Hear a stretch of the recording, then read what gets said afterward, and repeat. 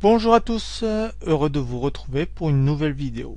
Je m'appelle Laurent Rouillette et je suis formateur informatique à domicile et passionné de photographie, près de Lorient, dans le Morbihan. Aujourd'hui, je vous propose une vidéo tutoriel consacrée à la présentation du menu importation. Dans les vidéos précédentes, nous avons vu à quoi sert Lightroom, comment le paramétrer, comment gérer vos dossiers, etc., etc. Je vous invite à venir visionner ou à revisionner les vidéos précédentes. Vous les retrouverez sous la vidéo. L'importation des photos est la première étape qui va nous permettre d'injecter nos photos dans le logiciel.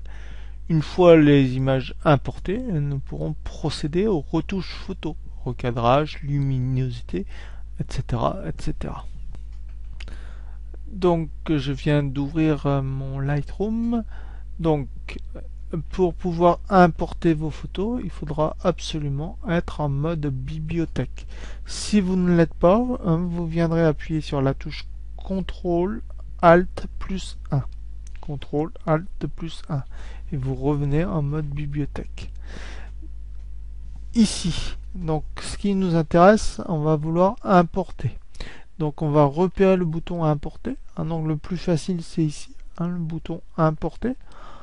Si vous souhaitez passer par les menus absolument, vous avez le menu fichier, importer des photos et des vidéos.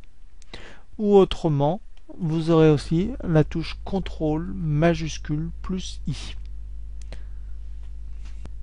Donc on va procéder à l'importation. Donc je vais venir sur le menu importer ici.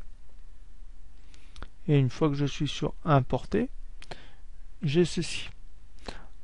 Donc je sais ici sur cette carte que j'ai 26 photos et 253 mégas à importer.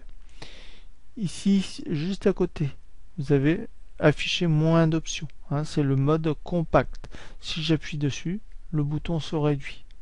Moi franchement je préfère travailler en mode plein écran, c'est plus facile à travailler. Donc pour le réafficher, je vais rappuyer dessus. Alors, une petite chose, donc là on a notre appareil, notre carte photo. Ici, ça c'est l'historique de nos dernières importations, donc sur quel dossier j'ai déjà travaillé. Donc on peut travailler dessus et rappeler. Ici, par exemple, je suis venu chercher mon dossier, mes images de mon ordinateur. Ensuite, on va aller ici sur notre droite, copier au format DNG.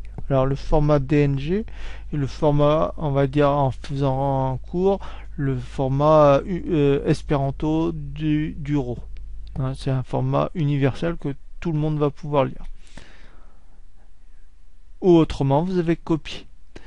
Ici, vous avez le menu déplacer et ajouter qui est grisé parce que on travaille à partir d'une carte. Vous n'avez pas la possibilité de déplacer ou ajouter avec une carte photo.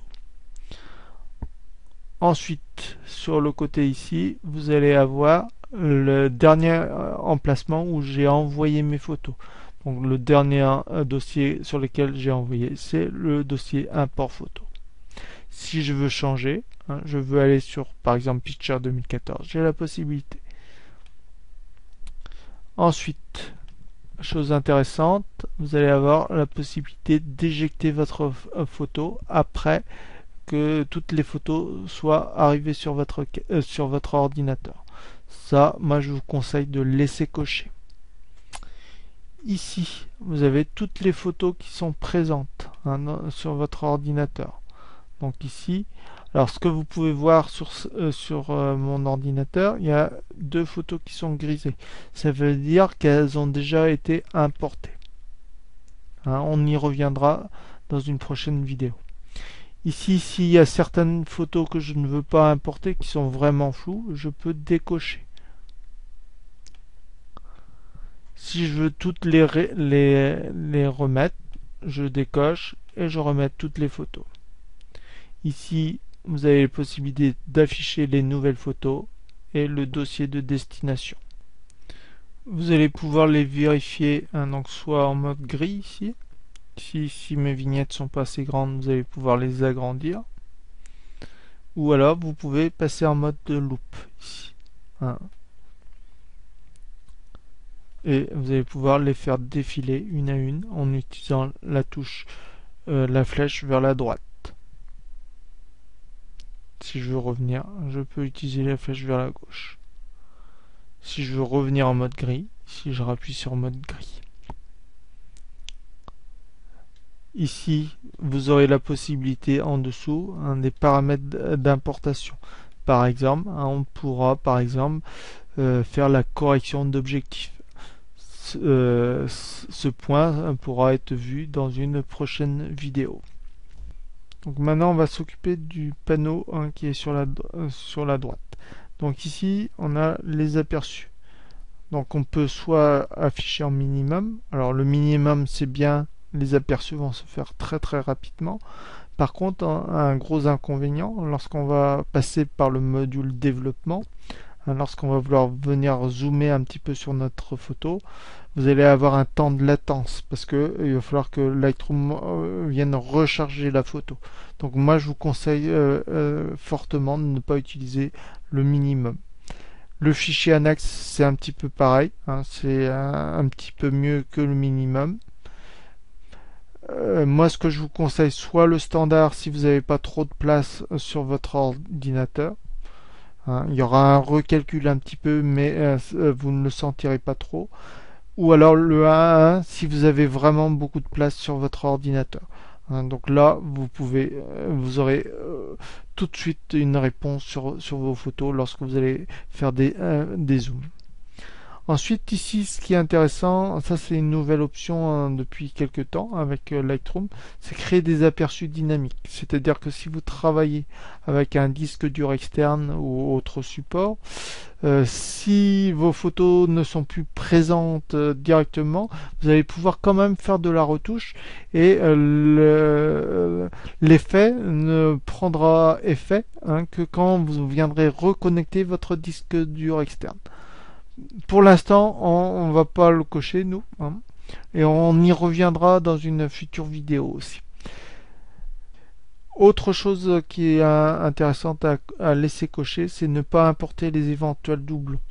Si vous avez des doutes, si vous avez déjà importé la photo ou pas, je me dis, tiens, je sais plus, est-ce que j'ai importé ou pas. Là, on laisse cocher et on est sûr qu'on n'aura pas de double. Oui, je tenais à attirer votre attention sur cette option. Ici, créer une seconde copie sur. Donc vous allez pouvoir faire une seconde copie soit sur un disque dur externe, soit sur le second disque de votre ordinateur, le disque D ou un disque E si vous en avez même un troisième, ou alors éventuellement sur une clé USB assez importante, 16 voire 32 Go. Alors pourquoi? Parce que ici ça va sauvegarder l'import de vos photos. Ça va pas sauvegarder la totalité de votre catalogue. Donc on verra dans un prochain tutoriel comment sauvegarder le catalogue entier. Donc pensez ici à cocher cette option, créer une seconde copie sur. Donc, je vais venir aussi voir appliquer pendant l'importation. Donc vous pouvez avoir des paramètres prédéfinis. Alors moi je ne les utilise pas parce que je préfère aller dans mon module développement concernant la retouche de photos. Par contre, ici les métadonnées, on pourra créer des métadonnées. Par exemple, moi j'ai un copyright, donc pendant l'importation, je tag mes photos. Vous avez aussi ici la possibilité de mettre des mots-clés. Donc ici, par exemple, je vais mettre France, Bretagne, Morbihan, par exemple froid, givre. Je vais pouvoir donc entre les mots, je mets une virgule. Prenez l'habitude plutôt de mettre des virgules que des tirets parce que Lightroom va, si vous utilisez des tirets, ça va pas toujours bien fonctionner. Ensuite, on va organiser. Donc moi j'utilise par date. Il y a moyen de l'utiliser dans un dossier spécifique, mais moi j'aime bien par date. On verra par la suite comment utiliser des dossiers. Ensuite, vous allez choisir le format de date. Donc moi j'utilise ce format ici, c'est-à-dire que dans mon dossier image, j'ai un sous-dossier 2015 et à l'intérieur du dossier 2015, je vais avoir un dossier 2015, un mois de janvier et aujourd'hui on est le 30. Voilà le format que j'utilise. Voilà. Donc là, je sais que dans 2015, il y aura 26 photos. Et dans le dossier aussi d'aujourd'hui, j'aurai 26 photos.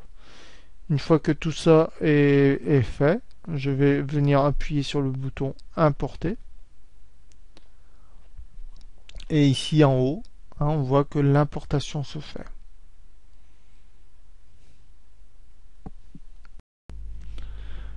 Je vous remercie de votre attention et espère que cette vidéo tutoriel vous aura permis d'aborder le menu Importation d'une façon généraliste.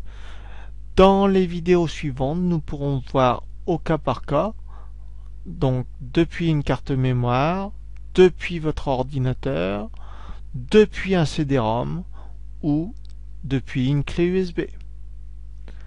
Je vous dis à très bientôt pour une nouvelle vidéo.